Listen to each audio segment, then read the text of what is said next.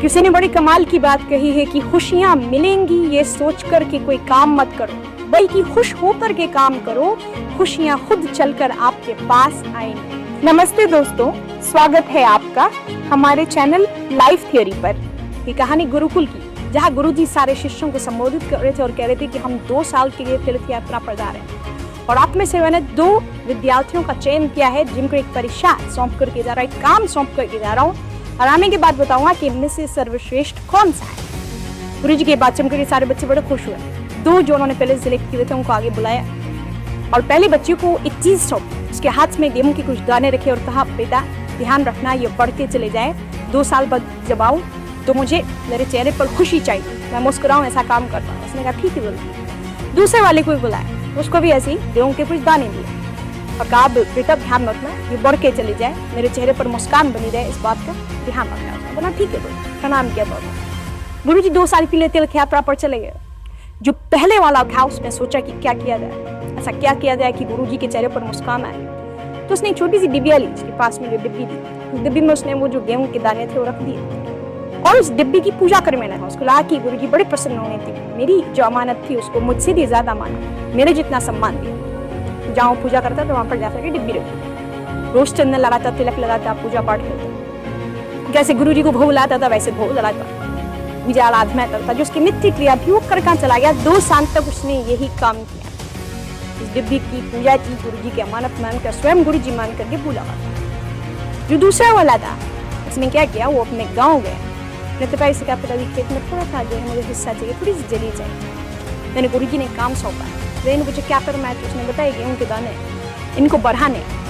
उसने वो गेहूं के जो बीज थे वो बो दिए और जब फसल हुई तो बढ़ गए, फिर अगली फसल हुई बढ़ गए। इस तरीके से 2 साल में उसने अच्छी जो है पैदावार, 2 साल तक वो यही क्रिया करता रहा, ये नित्य क्रिया थी उसकी, ये प्रोसेस रिपीट करता रहा। 2 साल बाद जब गुरुजी आए तो तीर्थ यात्रा से आने के बाद गुरुजी तो बेकरार थे जानने के लिए कि कौन से विद्यार्थी ने बेहतरीन प्रदर्शन दिखाए। सारे शिष्यों ने स्वागत किया और गुरुजी जिस तरीके से प्रवचन देते थे आकर के अपने आसन पर बैठ गए। बुलाया उन्होंने दोनों बच्चों को, पहले से क्या बताओ भाई क्या किया। पहला वाला दौड़ के अपने कक्ष में अपने कमरे में जाकर के वो डिब्बी ले आया। डिब्बिया दिखाकर बताया कि गुरुजी इसने है वो दाने जो आपने मुझे दिए थे, आपसे भी ज्यादा मैंने आपकी अमानत की पूजा की है, आपके बराबर सम्मान दिया है, रोजाना पूजा पाठ करता था, भोग लगाता था, बस आपका आशीर्वाद मिल गया, आपके चेहरे पर मुस्कान।